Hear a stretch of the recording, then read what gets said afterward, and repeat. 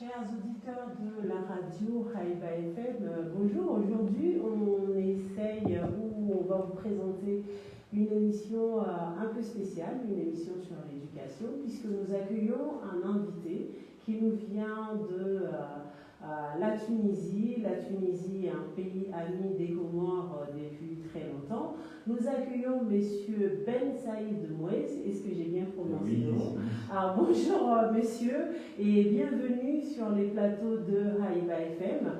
Merci d'être venu nous parler un peu de la Tunisie, mais aussi de ce que vous faites, puisque comme je l'ai dit, la Tunisie est un pays ami. Donc vous êtes directeur de la communication de l'université Mon-Plaisir Tunis, qui se trouve bien sûr à Tunis, en Tunisie, dans la ville de Tunis, et vous êtes en ce moment aux Comores pour un partenariat avec la direction de l'enseignement supérieur et de la recherche, si je ne me trompe pas. Mais avant de parler de votre voyage aux Comores, de ce que vous êtes venu faire et de ce qui est en cours, je voudrais juste rappeler à nos auditeurs que beaucoup savent, ou ceux qui ne savent pas, la Tunisie est un pays ami. C'est un pays qui a toujours accompagné les Comores et qui nous a beaucoup accompagnés en matière d'éducation, puisqu'il y a eu une coopération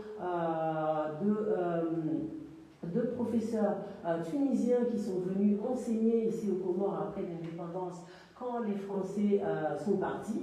Donc on avait un manque d'enseignants et la Tunisie a été l'un des pays à envoyer des enseignants aux Comores pour enseigner le collège et le lycée puisqu'il n'y en avait pas. Mais la Tunisie a ouvert aussi les portes de ses universités publiques aux étudiants comoriens qui sont allés faire leurs études là-bas après le baccalauréat. Ce qui fait qu'on a beaucoup de générations de Comoriens qui ont fait leurs études supérieures en Tunisie. Et ça ne m'étonnerait pas qu'il y ait une association amicale des anciens de Tunisie qui existe et qui est là et qui se partage un peu les bons souvenirs de Tunis et d'autres villes. Maintenant, on revient à l'objet de notre entretien avec une première question. L'UMT, l'Université Mon-Plaisir Tunis, qu'est-ce qu'elle a de particulier, cette université? D'accord. Tout d'abord, je vous remercie Madame Mouzemze de m'avoir reçu. Je remercie les auditeurs de votre radio de nous écouter parce que généralement les sujets de l'éducation ne sont pas très intéressants et généralement ils sont monotones. Mais là, on va essayer de parler de choses qui sont passionnantes, de l'avenir, du rêve de tout le monde, de changer les choses. Comme vous avez dit, la relation entre la Tunisie et les Comores, ça revient dans les années 70, en 75. Et j'ai eu l'opportunité de parler avec pas mal de Comoriens, pas mal de locaux ici, qui ont fait cette expérience et ils m'ont dit que c'était une expérience agréable.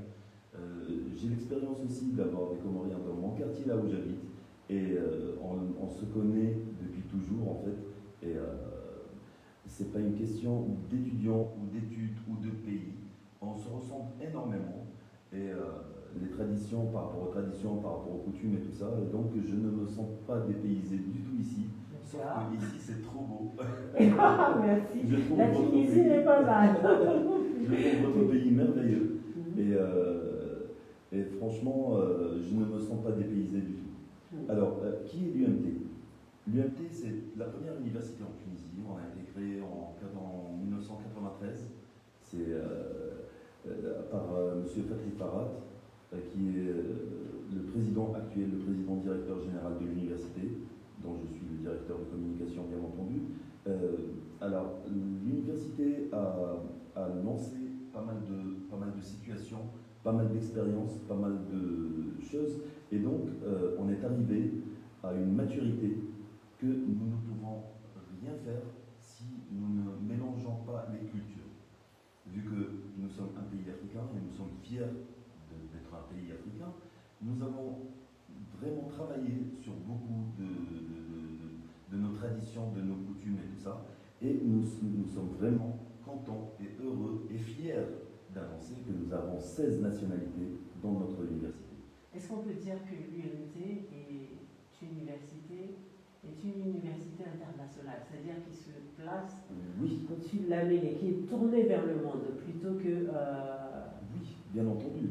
Alors là, rien qu'avoir cette diversité-là, et rien qu'avoir les 16 nationalités pour nos étudiants en fait, rien qu'avoir les plusieurs nationalités de nos profs aussi, qui sont que des docteurs d'État, c'est des docteurs qui enseignent toutes les matières, rien que tout ça, ça nous rentre dans l'international. Alors que nos bâtiments, notre site, nos campus, c'est à l'international. C'est des tableaux intelligents, c'est des salles de marché, c'est des laboratoires de troisième génération, ce qui fait que nous sommes vraiment, nous positionnons en fait à l'international, bien comme il se doit, et nous captons en fait l'intérêt des jeunes qui souhaitent partir à l'international ou qui souhaitent sortir sur le marché international. Ce que je veux dire par là, c'est que nous faisons partie d'un réseau universitaire mondial qui s'éparpille sur l'Europe, sur les États-Unis, sur la Chine et bientôt sur pas mal d'autres endroits. Et donc, nous sommes vraiment dans l'international. Est-ce que ça se traduit dans l'offre de formation que vous faites, c'est-à-dire bien sûr. dans les modules de contenu que vous proposez aux étudiants? Oui, bien sûr. Alors, à la base, l'université, elle a été créée en 1993 et donc les formations n'étaient pas les mêmes. Actuellement, nous proposons du droit, de la gestion et de l'informatique. Comment ça se passe pour le droit, par exemple, ou pour la gestion, ou pour l'informatique? Pour la gestion... Oui, parce que c'est des titres traditionnels. Oui, c'est des titres traditionnels, exactement. C'est des titres traditionnels. En fait, nous avons supprimé pas mal de formations, d'anciennes formations, et nous demandons toujours des nouvelles formations. Nous demandons les habilitations au ministère, aux autorités, pour pouvoir suivre la vitesse du monde, la vitesse à laquelle change le monde. Par exemple, quand je vais parler de gestion, je vais parler de management, je vais parler de finance, de marketing, de comptabilité. Là, quand je parle de ces disciplines-là sont vraiment en effervescence dans le monde. Si on parle de finance, on parle de trading, on parle de blockchain, on parle de crypto-monnaie, on parle de pas mal de mots que de mon époque. Si c'est-à-dire l'ingénierie financière. Exactement, c'est de l'ingénierie financière. C'est pas la finance banque de papa maman. C'est de l'ingénierie financière et en plus que ça, si on me disait ça avant, à moi, à ma génération, je dirais, ouais, c'est n'importe quoi, c'est pas des mots, ça se prononce même pas de temps en temps. Quand on parle de digitalisation du droit ou la digitalisation de l'informatique, quand on parle de laboratoire de troisième génération pour les ingénieurs informatiques chez nous, on ne parle pas d'un ingénieur lambda, on parle d'un ingénieur qui a la même valeur sur le marché international qu'un ingénieur chinois, un ingénieur américain ou un ingénieur de n'importe où dans le monde. C'est international.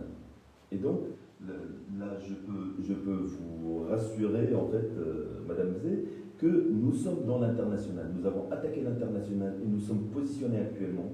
C'est vrai qu'il nous reste du chemin à faire. Nous travaillons jour et nuit. Quel est le petit plus de l'UNT par rapport à vos étudiants qui viennent, bien sûr...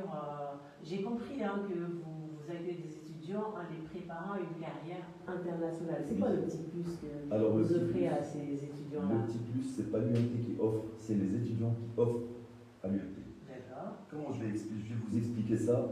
Parce que moi, je fais partie d'une équipe très polyvalente et nous sommes vraiment fiers de nos étudiants. Nos étudiants, c'est nos enfants en fait. Et nous sommes fiers de ce qu'ils accomplissent. Alors nos étudiants, ils ont la vie associative et la vie étudiante la plus complète et la plus variée en Tunisie. Et nous souhaitons exporter ça et nous souhaitons internationaliser ça aussi. Parce que sont nos étudiants qui sont notre fierté et sont nos diplômés. Nous ne pouvons rien faire réellement. Nous ne pouvons pas apprendre.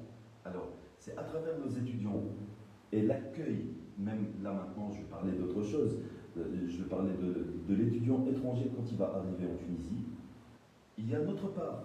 Nous l'accueillons à l'aéroport. Nous le prenons en charge pendant une semaine et nous l'aidons à avoir ses papiers, sa carte de séjour en une semaine, sa carte d'assurance et sa carte de sécurité sociale. Mais notre travail à nous, ça reste un travail administratif, ça reste un travail de parents, on va dire, de chaperons par rapport à l'étudiant.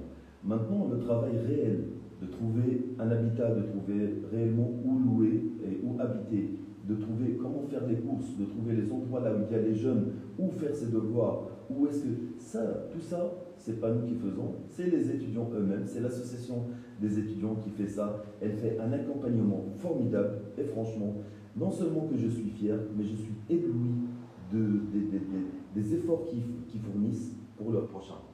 Comme je vous ai dit, l'UMT a su se créer une identité depuis 1993, oui. Jusqu'à quelque sorte un ADN. Voilà. Alors, notre ADN, en fait, nous apprenons, nous travaillons sur l'avenir de nos enfants et nous apprenons à nos enfants comment réellement gagner de l'argent. Ça veut dire que sur les stages, il y a des stages rémunérés. Plus tard, il y a pas mal d'accompagnement par rapport à trouver du travail ou trouver même des stages rémunérés et tout ça. Ça se trouve facilement, ça? C'était une question dont j'en profite. Ah oui, oui. Dans nos domaines, nous faisons en sorte que notre qualité de diplômé, c'est une des meilleures qualités du Méditerranée. Et donc, nous nous positionnons bien au-delà de ce que les gens peuvent penser. Je parlais des stages encore de oui, parce que même dans des grands pays comme la France, c'est pas évident de trouver, quand on est étudiant master, trouver des stages de qualité. Nous trouvons des stages rémunérés pour nos étudiants. D'accord. Eux aussi, à un moment donné, ils doivent trouver, ça fait partie de leur formation, ça fait partie de leur certification, parce que tout au long de leur cursus, ils sont en train de suivre d'autres formations et d'avoir des certifications, comme je prends par exemple le cas des ingénieurs en informatique. Ils ont les certifications Java, Oracle, Cisco, sécurité informatique, les langues, ils font de l'anglais, ils font du Linux, ils font en fait pas mal de certifications qui leur met, on va dire, au sommet de la chaîne alimentaire du marché de l'emploi des ingénieurs. Et donc, non seulement ils sont internationaux par leur formation qui est bien comme il faut internationalement, et c'est vérifié par pas mal d'organismes de labellisation, mais en plus que ça, ils sont préparés, vu qu'ils ont vécu une vie étudiante très mouvementée et très enrichissante. Ils sont préparés par les certifications. Il y a des certifications de préparation de CV, de préparation d'entretien, etc. et qui bougent. Il y a pas mal, nous organisons pas mal de colloques scientifiques, nous organisons pas mal de conférences, nous invitons des gens, soit des anciens diplômés, soit d'autres personnes qui sont des personnalités politiques ou autres, nous les invitons pour parler à nos étudiants, et c'est là où l'étudiant lui-même, il se développe et il arrive à développer comment trouver son travail sans vraiment compter sur nous. C'est ça notre force en fait. Vous parlez tellement bien de votre université, vous m'avez donné envie d'y envoyer mon enfant à venir. Alors, ma question, pourquoi les Comores? Est-ce que vous avez déjà des étudiants comoriens au sein de votre établissement? Alors, comme on a commencé à partir, la relation Tunisie-Comores, c'est une très belle relation de pays, de frères. Je ne sais pas comment ils disent ça en diplomatie, mais on est un seul peuple. On va dire qu'on est un seul peuple. On a pas mal de coutumes en commun, on a pas mal de traditions en commun, on vit pratiquement tout en commun, tout est pareil. Moi j'ai l'opportunité de visiter. On a le plus essentiel, la religion qui est un commun. Exactement. Moi j'ai visité le pays. Je suis tombé sous le charme de ce pays qui est merveilleux, qui est vraiment merveilleux, mais ce n'est pas que le pays. Le peuple ici, les gens, ils sont exceptionnels. J'ai fait pas mal de pays dans ma vie et le peuple est exceptionnel. On peut échanger avec n'importe qui. On est en sécurité ici. On est en sécurité comme même en Tunisie, je ne suis pas en sécurité comme je le suis ici. Donc on est bien comme il faut, on est bien accueillis. Les gens, c'est du jamais vu. Franchement, là je fais peut-être de la publicité touristique pour votre pays. Faisons la réseau touriste, que les Tunisiens viennent au Comores en tourisme pour visiter notre beau pays, nos plages. Le peuple, il est tellement... Soyez notre ambassadeur. Je le serai, soyez certaine, je le serai. Donc, le peuple, c'est quelque chose de formidable. Ça, ce n'est pas nouveau pour moi, parce que je connais pas mal de Comoriens en Tunisie, et nous avons 3000 Là, on parle que d'étudiants, hein, on ne parle pas d'autres personnes. Oui. Alors, nous avons 3000 étudiants en Tunisie, dont 500 qui sont sur les provinces et 2500 étudiants qui sont à la capitale, la Tunis capitale. Nous avons 22 étudiants à l'UMT, comoriens, et franchement, je vais vous dire ça, peut-être que ça va vous faire rire, mais on ne les voit jamais, ils n'ont jamais de problème. Et franchement, ça nous a donné C'est pas un défaut qui ne sont pas du visibles. tout. Alors, non, pas du tout. Ils ne sont visibles que par rapport aux notes, par rapport à la discipline, par rapport à tout ça, mais ils font jamais partie d'un problème en fait. D'accord. Et donc, ça nous a donné envie d'aller creuser, d'aller comprendre la mentalité, d'aller comprendre d'où ils viennent pour vraiment pouvoir leur offrir ce qu'ils attendent de nous. Et donc, comme je vous ai dit, ça part de l'histoire, nous avons pensé en tant que direction, en tant qu'équipe de l'UMT, nous avons pensé de venir ici, de toquer la porte et de comprendre. Vous savez, comme partout, nous on est un pays africain et donc on sait comment ça se passe et tout ça. Personnellement, je suis arrivé ici avec l'idée que je vais trouver des difficultés à entrer en communication avec l'État, à entrer en communication avec les établissements et tout ça. Alors, j'ai rien trouvé de tout ça.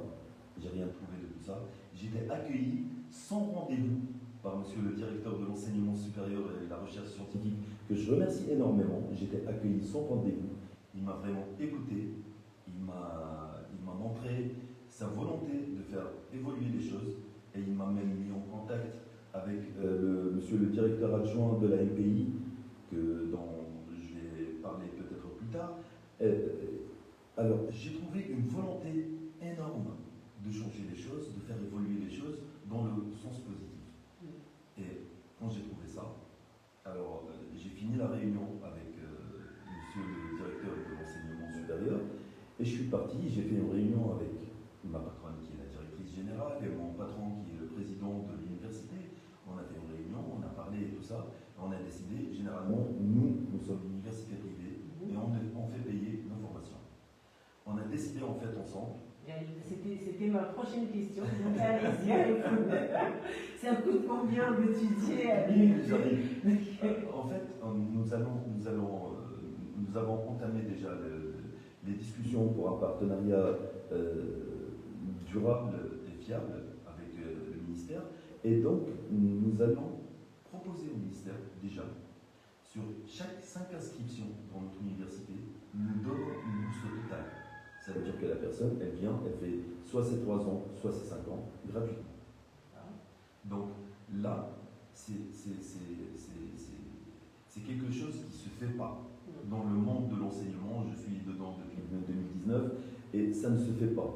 Mais nous avons décidé, surtout Madame la directrice générale et Monsieur le président de l'université, ont décidé de faire ça parce que j'ai parlé de l'accueil, j'ai parlé du pays, j'ai parlé ils connaissent déjà, eux, ils connaissent les Comoriens, les étudiants comoriens qui sont en classe. Ils savent qu'il y a de l'excellence, à exploiter. Mais il y a des gens qui n'ont pas les moyens, malheureusement, comme en Tunisie, comme partout dans le monde. Ils n'ont pas les moyens d'aller avoir leur chance. Et donc, nous avons décidé de contribuer à la chance que Allah donne. Et c'est pour ça que ça, c'est un scoop, en fait. Même, c'est un scoop de donner une bourse totale pour 5 étudiants inscrits, chaque 5 étudiants inscrits comoriens. D'accord, donc pour chaque 5 étudiants qui vont s'inscrire, il y aura un étudiant qui pourra bénéficier de la gratuité totale. De ses études de Exactement. Première année jusqu'à master, c'est ça? Exactement. Très bien. Mais sinon, le coût, alors jusqu'à la fin de sa licence. Oui, après, pour le master, il faut qu'il soit excellent. D'accord. Il faut qu'il soit excellent. Ce sera ça, c'est quelque autre chose chose à négocier après. Exactement. En tout cas. Exactement. Mais le coût de la licence, par exemple, si on veut faire une licence à l'UMT, ou alors, est-ce que c'est possible déjà d'intégrer un master après une licence faite ailleurs, par exemple? Bien sûr. D'accord. Et si on revient au coût, le coût de la licence et le coût de master, on est dans quel chapitre là? Ce que je peux vous rassurer, c'est que nous sommes beaucoup moins chers que la France, que l'Europe en général, et nous sommes moins cher que tous nos voisins. Et donc, nous sommes les tarifs les plus étudiés et les plus adaptés à notre vie, à nous, sur le continent. Et 2000 €, les gens voient ça que c'est beaucoup. Nous sommes aux alentours de 2000 € pour toutes nos formations. Il y a le maximum de 2400 €. Et donc, nous sommes aux alentours de 2000 €. Autour de 2000 € par an. Par an, exactement, oui, par an. Et nous sommes aux alentours avec 250 € de frais de dossier. Mais je peux vous rassurer que les tarifs sont tellement étudiés que vous ne pouvez pas trouver une meilleure qualité-prix, surtout que nous proposons une qualité ultra supérieure. La question, c'était juste pour savoir, avoir une idée de budget, mais tout le monde sait que les études supérieures coûtent de l'argent, hein, même dans des pays qui disent enseignement public, c'est jamais gratuit, puisque il faut payer. Mais c'était juste pour avoir un ordre d'idée du coût de l'enseignement. C'est 2000 € l'année, à peu près, dans les environs de 2000 € l'année. Ma dernière question par rapport à la vie estudiantine en Tunisie, est-ce que, avant de passer à la dernière question, parce que le temps que nous avons, on arrive au bout de l'entretien, est-ce que c'est aisé pour un étudiant étranger en Tunisie d'avoir des petits jobs d'étudiants, par exemple, des petits travaux pour se faire un peu d'argent, si ça fait partie du... Oui et non. Ouais. Oui et non. Alors, c'est très facile à un étudiant de trouver du travail, mais ils n'auront pas le temps. Parce que nous sommes. Vous pouvez peut-être dire que les universités libres et les universités privées, c'est des universités que c'est pas grave, on peut s'abstenir et tout ça. Nous, on est là, à 8 heures, les gens ils sont dans leur classe. Et quand il y a récré, il y a récré. Quand il n'y a pas récré, il n'y a pas récré. Et quand on fait la fête, on fait la fête. Vous pouvez suivre notre page Université Mon Plaisir de Tunis. Quand il y a la fête, on fait la fête. Mais nous sommes très aigus par rapport à la discipline, par rapport aux absences, par rapport à tout ça. L'étudiant, il est là pour étudier et pour apprendre à devenir adulte. Donc pas trop le temps d'avoir un petit boulot à côté. Ils n'ont pas le temps d'avoir un boulot, mais ils ont le temps de faire des stages rémunérés. C'est là où interviennent les formations de première année, ça veut dire comment trouver des stages et tout ça. Et là, ils vont chercher des stages rémunérés qui vont rentrer dans leurs études. Et donc, c'est pas vraiment un petit boulot je dis n'importe quoi, hein, de restaurant ou de serveur, ou comme moi j'ai fait serveur quand j'étais étudiant. Et donc, ce n'est pas ce genre de boulot, ce n'est pas ce genre de travail qu'ils vont avoir, c'est un autre genre de travail, c'est en rapport avec leurs études, ça sera noté, ça sera bien cadré et tout ça. Par rapport, la deuxième partie de la question, c'était par rapport à la vie, par rapport à la vie en Tunisie. Alors, la vie en Tunisie, moi, quand je suis arrivé, le logement, comment se loger, manger, vous estimez à combien il faut avoir pour pouvoir vivre le coût de la vie en Tunisie, moi, quand je suis arrivé ici, j'étais un petit peu choqué des prix. Parce que c'est trop cher pour moi. En fait, avec mon salaire, je ne vivrais pas 10 jours à 15 jours ici. On est très riche ici. Oui, exactement, c'est ce que j'ai compris. En fait, c'est trop cher ici. En Tunisie, le coût de la vie, c'est beaucoup moins cher. Donc, à 150 € par mois, on peut vivre convenablement. Ça peut assurer le loyer, la nourriture et le transport pour tout le mois. Même si c'est un peu loin, parfois nous avons des étudiants qui préfèrent être plus loin que les autres, mais être dans des quartiers plus ou moins chics. À 150 €, ils vivent très bien. Après, s'ils font bien leur gestion, il restera un tout petit budget pour pouvoir sortir, pour pouvoir se balader, voir le pays, tout ça. Exactement, aller au restaurant, tout ça. Oui, parce que c'est développé en Tunisie, en fait, les activités des étudiants, c'est tellement développé, et notre association d'étudiants et de diplômés, c'est tellement développé qu'il y a toujours des événements. L'étudiant réellement, il n'a pas le temps de sortir ailleurs que les événements des étudiants, en fait. D'accord. Il n'a pas beaucoup le temps de sortir ailleurs, et donc... C'est un univers à part, alors il y a tout. Franchement, c'est pour ça que je vous ai dit que je suis fier de nos étudiants. Ils ont réussi à créer un mouvement avec d'autres étudiants, d'autres universités et tout. Ils ont réussi à créer un mouvement dans la vie étudiante et qui est basé sur la diversité et qui est basé sur le complément de formation en fait. D'accord. Alors ma dernière question, c'est, je sais pas la question qui fâche, hein, c'est pour connaître un peu à la dernière actualité de la Tunisie, notamment la question des étrangers ou le problème migratoire en Tunisie, parce que il y a eu quand même des événements qui ont choqué les gens. Où est-ce qu'on en est après j'allais dire cet incident, mais j'ai pas envie non plus de minimiser parce que c'était quand même grave. Je vais parler plutôt d'accident de parcours parce que ça ne ressemblait pas du tout à la Tunisie, ou en tout cas à l'image que nous avions de la Tunisie. Donc on va parler d'accident. Où est-ce qu'on en est après ces événements-là en rapport avec les étrangers qui sont en Tunisie, qui à un moment donné a fait tout l'amalgame entre les étrangers qui sont là pour étudier autre chose ou travailler et ceux qui sont de passage pour autre chose, mais la pression a été mise sur tout le monde. Où est-ce qu'on en est? Alors, Madame Zé, est-ce que vous croyez au destin? Bien sûr. Comment? Comment? Oui. Ça, c'est le destin.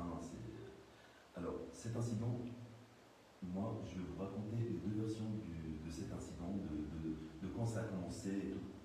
Moi, j'étais responsable de plusieurs étudiants étrangers. Et quand c'est arrivé, j'arrivais pas à dormir. J'ai eu une chute de diabète et j'avais peur pour mes étudiants parce que leurs parents me les ont envoyés à moi. Qu'ils soient dans l'université ou autre, pour moi, c'est mes enfants. Et j'ai fait le tour, j'ai appelé, j'étais en panique, j'étais vraiment en panique.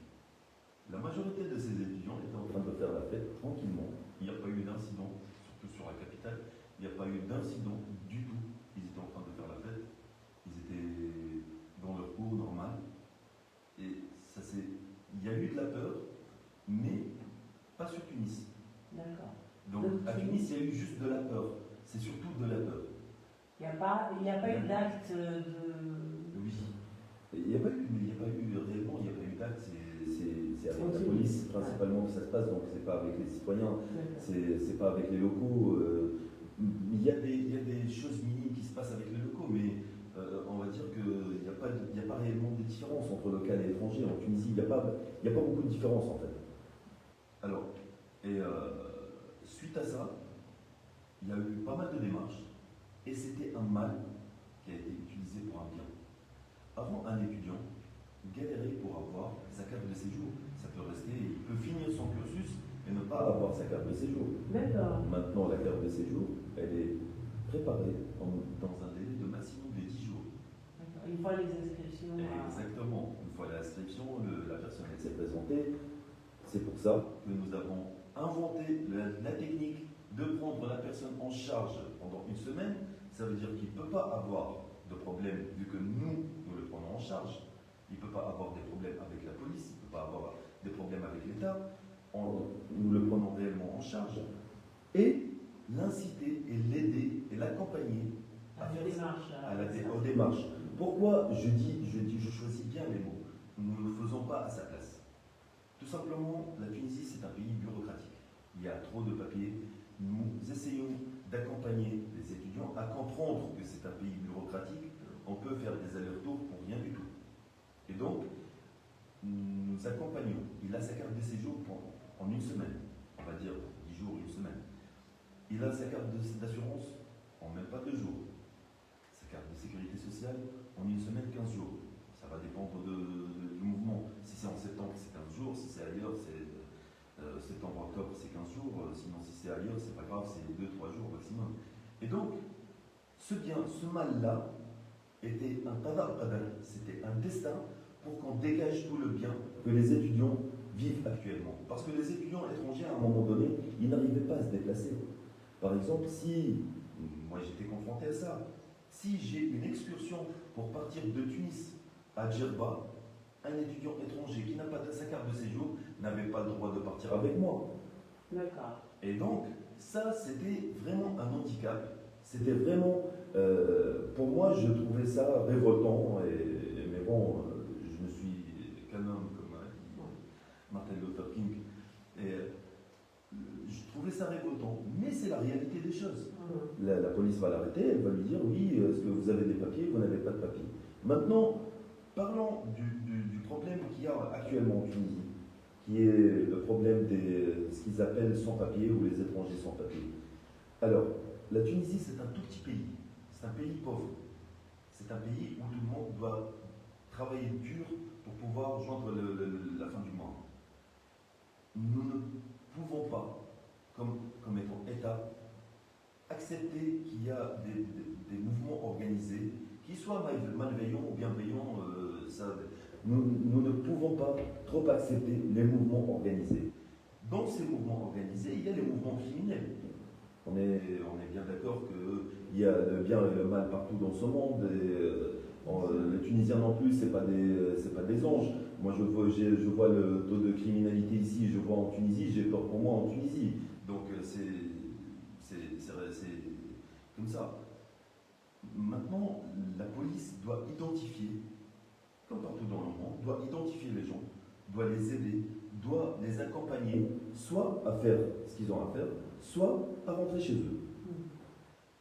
Comme je vous ai dit, nous sommes un pays africain, et vous savez que tout prend son temps, et tout se fait sur plusieurs manières, avec des manières différentes, avec pas mal de conclusions, mais la conclusion actuelle reste la même.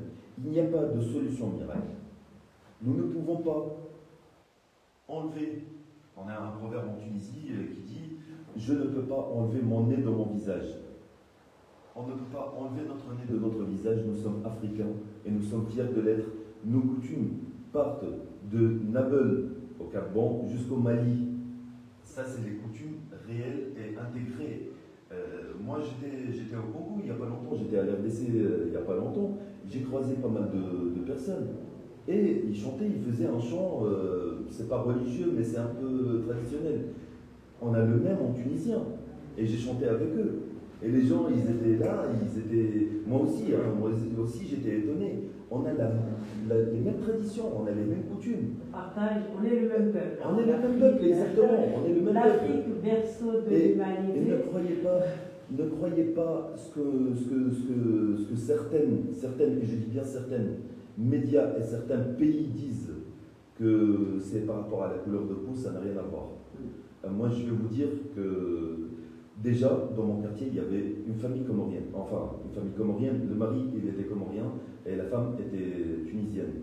Et, dans mes amis, il y a des gens de toutes les couleurs. Même parce que je ne sais pas dire chinois, c'est raciste ou pas, mais on l'appelle Japa. C'est un ami à moi qui est chinois, qui est asiatique exactement. Et donc, nous ne sommes pas un peuple qui peut être raciste par rapport à ça. Il y a des mouvements politiques dans le monde que moi, à mon niveau, je ne peux pas expliquer, que la Tunisie ne peut pas être, pour eux, en fait, pour la prospérité de leur pays ou de leur organisation ou autre, ne peut pas être tranquille par rapport à ce genre de sujet, d'où on lance de l'essence sur le feu, et c'est à chaque fois comme ça. Quand ça se calme, il y a des vidéos qui vont retourner sur Internet, il y a des choses qui vont se passer comme ça, il y a des chaînes qui vont faire du direct alors qu'il n'y a rien de direct, voir des gens essayer voir des gens sur un champ essayer de mettre des tentes. Franchement, faire un direct pour ça, vaut mieux faire un direct pour les guerres en Russie, en Palestine ou en autre endroit. Il y a des guerres, il y a des enfants qui meurent de faim. Vaut mieux franchement aller vers les enfants qui meurent de faim. Vaut mieux aller essayer de trouver des solutions vers les enfants qui débarquent, qui balancent dans la délinquance. Faire réellement du buzz ou du bif, c'est même plus du buzz, c'est du bif. Faire du bif avec des problèmes qui ne doivent pas exister. Franchement, en même temps, c'est l'univers d'aujourd'hui, surmédiatisé, les réseaux sociaux, ça on ne peut pas l'empêcher, mais je pense que dans le cadre de ce qui s'est passé, ça a été aussi des épisodes l'avait dit tout à l'heure, la police, Exactement. mais aussi une déclaration d'officiel qui peut-être mal compris ou j'en sais trop rien, mais qui fait que bah, voilà, les gens on est ce qu'on est, il y a des parents, des amis qui ont pris peur, mais moi je vais conclure là-dessus, à savoir que le calme est revenu et que dans tous les cas, comme vous l'avez dit là, il n'y a jamais eu un problème de racisme ou d'anti-noir en Tunisie, en tout cas pas dans les grandes villes où sont les étrangers qui sont réguliers, je vais dire, qui sont venus avec, dans les conditions de voyager dans des pays étrangers, puisqu'il y a des règles qui sont là, qui sont posées, il faut que ce soit respecté, même pour ici les Comores, quand on vient, il faut vraiment respecter les règles. Ça, tous les pays le demandent. On va conclure là-dessus parce qu'on avait un temps, qu'on a déjà tout épuisé. Merci d'être venu. Je vous laisse juste une minute, mais vraiment une minute, si vous avez quelque chose à dire, à me dire. Et puis on rendra l'antenne, puisqu'il y a les programmes à venir. Voilà. Moi, je vais partir sur je vais rebondir sur ce que vous venez de dire, Madame Zé. La BAD, elle était en Tunisie lors de la génération qui ne comprenait pas la diversité, qui avait réellement peur de l'inconnu. Ça veut dire que quand la BAD est arrivée, il y a eu pas mal de personnes que nous ne connaissions pas, parce que nous sommes, comme je vous ai dit, nous sommes un peu plus pauvres, et nous ne voyageons pas beaucoup. Et donc, quand la BAD est arrivée, il y a eu beaucoup d'étrangers d'un coup, parce qu'on n'avait pas beaucoup d'étrangers non plus. On voyait quelques Allemands, quelques Français, mais pas plus. Il y avait beaucoup d'étrangers qui sont là. Est-ce qu'il y a eu des problèmes? Non, jamais. Donc, si avec la BAD, avec la génération qui ne croyait pas à la diversité, il n'y a pas eu de problème, avec cette génération qui a Facebook, qui a TikTok, qui connaît Snoop Dogg, leur idole c'est Snoop Dogg, leur idole c'est Rihanna de l'autre côté, est-ce que vous croyez qu'il y aura des soucis?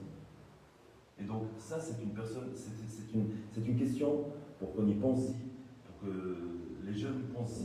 Et en parlant des jeunes, je souhaiterais adresser un message aux jeunes comoriens. Je veux leur dire que je les encourage à visiter le ministère de l'Éducation nationale. Je veux leur dire aussi, osez le changement, osez-le vraiment. Et surtout que votre avenir ne dépend que de vous et de vos choix. Osez le changement. Allez, comme dit Bill Gates ou comme dit la Page, ils étaient dans un garage, dans un petit garage. Le propriétaire d'Amazon, il a une photo où il est dans un garage avec un écran cassé et tout, et il a lancé ça. Nos diplômés, on est dans la gestion par exemple, on est à 89% de postes d'entreprise en diplômés. C'est pas du tout, nous avons quand même 10 000 diplômés. Ils sont internationalement éparpillés. Et pourquoi ils sont là? Et pourquoi c'est des postes d'entreprise? Pourquoi c'est des patrons maintenant? Parce qu'ils ont osé, et ils ont changé, et ils ont travaillé dur. Parce que c'est vrai que si vous allez sur notre page Université Mon Plaisir de Tunis, vous allez trouver que nous faisons énormément de fêtes et tout ça, mais à part les fêtes, nous travaillons dur tous.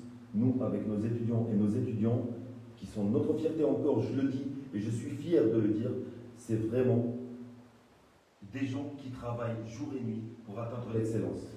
Très Je bien. vous remercie, Madame Zé. Je vous remercie de m'avoir reçu. Je vous remercie, mon ami Najim qui est là.